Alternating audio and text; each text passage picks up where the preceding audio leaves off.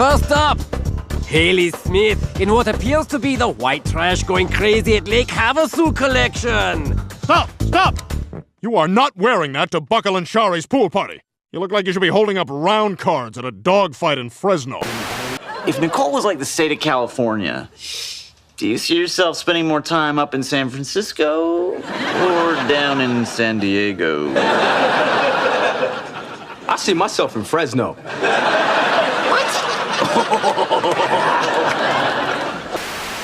You know, it's one thing to hire Miss Ghetto Superstar as your assistant, but why did you let her in your home? Maya is a bright young woman with a future, and you're just one escrow and a sugar daddy away from moving your butt back to Fresno yourself.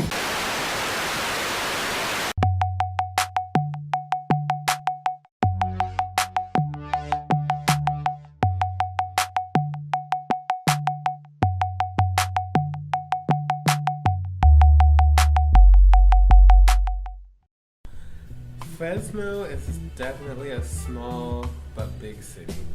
Everyone knows each other, but yet it's so huge that you could know someone and know someone else indirectly through someone else that you actually know. One of my favorite things about Fresno is that there's so many talented people here. Believe it or not, people here don't understand that you can basically find anything in LA here. When did I discover that I liked to dance? Well, my mom put me in classes when I was like 4 or 5. I feel like you don't really know that you like something until you're a little bit more matured. I started young, but I realized kind of, I guess, preteen-ish, and then I've been dancing ever since. How did I discover I was passionate about dancing? I don't know if it was a discovery or what, but like my first movements were towards a TV, like MC Hammer came on and I was like bouncing around. But technically, I came to Fresno and dance was my outlet. Obviously coming from a place like, I'm in my tween years, like I'm trying to figure out what is what, and that was an outlet for me. I didn't have any friends here, I didn't know anything here, so once I came is when I conquered. I've always loved dance, but I didn't get into like the contemporary or like anything other than like hip hop or musical theater until I, funny enough, lost a bet to my sister. And I joined cheer, and they said that dance was good for cheer. So me and my personality, I like to be the best at what I do. So I did dance and cheer, and I actually started to like it. And I was like, well, maybe this will take over my life. And surely enough, it did.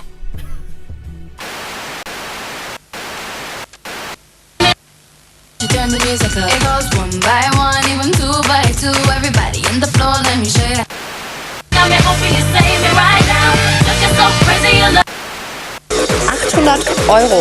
Das ist so viel Geld. Das ist eine Monatsmiete. Sogar mehr. By all of the dust. This is a place where I don't feel alone. This is a place where I feel at home.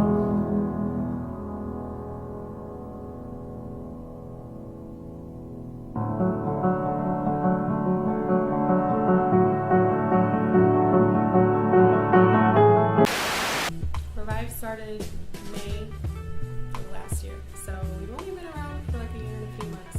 We do shows, we perform, we dance, we teach, we do costumes, we do everything in between, so it's kind of a lot, but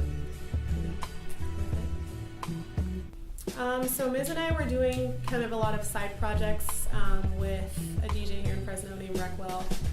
He did a lot of performances, and he worked with a lot of other local artists, so we kind of just did, like Miz and I actually started just kind of doing backup dances, and he would call us up and be like, hey, can you help me out with this? And then we started to help him out, and then we were like, yo, like we could start kind of a company that's kind of based around performance. Why do I revive? That's a better question. I dance mostly because I've never been the best speaker, so this is new. But it's a way of expressing myself where I don't have to argue. There's no back and forth. It's me giving you what I have to say, and that's it. And you take it how you want. And Revive, it's a place that you can come to and be free. It's a place where obviously you have some type of training or you have some type of passion to do this thing, and it's your let go, it's your escape. Revive is my life. It is a place where you can find yourself and build yourself. Because a lot of us come from broken places or places where we have been broken. And we come here just to be able to breathe and be creative and actually be around people who actually care about you and your skills. And any way that they can help develop you, they're going to do it. Just because we all want to achieve and we all want to reach our goals in life. Our goal's just dancing. Neu gegen Schmerzen. My sister worked with you in Fresno. She told me all about you. Which one was she? The one you didn't get to first base with. Oh, she was the ugly one. Must be twins. Hold on,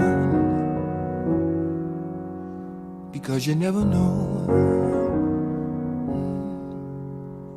Johnny and Donna slowly recognized that for the baby's future they planned two different lives. Donna wanted a family. She wanted to do it right. Make Johnny's house a home. She wanted to be a wife. But Johnny was a dreamer, and he had to move around. Yeah, he'd be there for his child, but wouldn't settle down. How? I feel like I get inspired a lot by other people's art. Maybe not even dance, well, obviously watching other people's dance, but even just, I don't know. I feel like art just kind of inspires itself. Creatively, I look at Mandy Moore or Blake McGrath. He's definitely a strong dancer, and he can do just about anything. He can do hip hop, he can do contemporary, he can do acro, and it's just really amazing to see dancers who can do anything. Like, they're versatile, they can switch up in a quick second from ballet to hip hop, and it's just the funnest thing to watch because their movement is so different than someone who's just doing ballet or someone who just does hip hop. One of my accomplishments and inspirations, I guess you could say, would definitely be my little brother. He made it out of high school, in college, on a full ride scholarship. Yes! That's really my motivation at the end of the day. And the biggest accomplishment is knowing that, hey, I was a part of that. The best piece of advice I can give to creators like myself is to not look at yourself so much from an outsider's perspective, but more from yourself and from what you feel, what you want. It's so easy for dancers especially to look at the people around them and compare themselves and be like, I need to work on this, or they're so much better at that, or like, oh, I wish I could do that. Then I feel like you really miss the point. Once you start comparing yourself to everyone else, it's kind of pointless. I think the first time that I was conscious that I was influencing people was the first time I actually sat there and choreographed something that was actually meaningful for me. Because normally when you're dancing and you're learning stuff, you're like, okay, this is what I'm supposed to be doing. But when you actually sit there and create it from your own experience, that's when you're like, oh wow, this is actually really powerful if I actually use it and convey something that I actually care about. Because I don't like to stick to one emotion. I actually like to pour different emotions all throughout different pieces. Like anything that I've created, it's never just one emotion. It's always a moment where I want you to look happy and I want you to look sad in a different moment, because taking someone through an actual story is more meaningful than just, oh, you're happy the whole time. Okay, well, why am I happy, or what makes me happy? I feel like people are so afraid to be themselves. So what it's brought me to do is kind of expand who I am and be more open. That's one thing, because you never know what people are going through in their life and the reasons why they are the way that they are. But you know, sometimes you just need someone to listen more than to speak. Yeah? Yeah. I don't like it. And Muddy Mudskipper.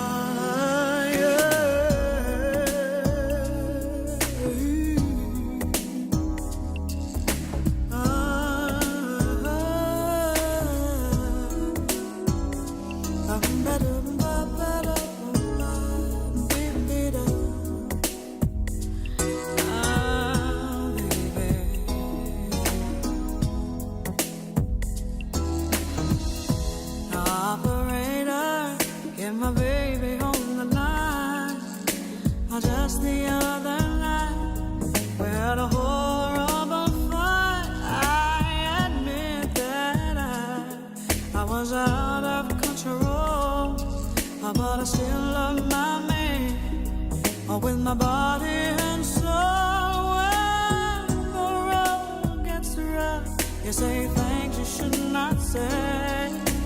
But I never meant to treat my baby that way. I apologize. Believe me. Oh, believe me, I do. I apologize.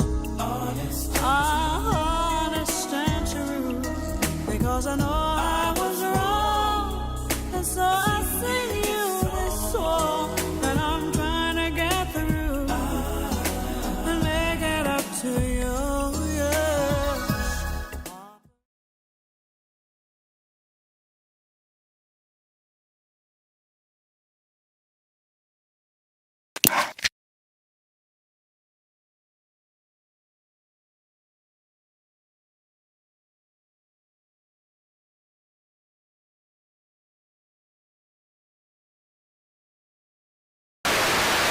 Wait a second. You think I'm just some guy from Fresno who tinkered with crackpot ideas in his attic? Well, let me tell you something. This whole country is built on the shoulders of people who tinkered with crackpot ideas in attics and basements and backyards. Alexander Graham Bell working in a 2-room flat.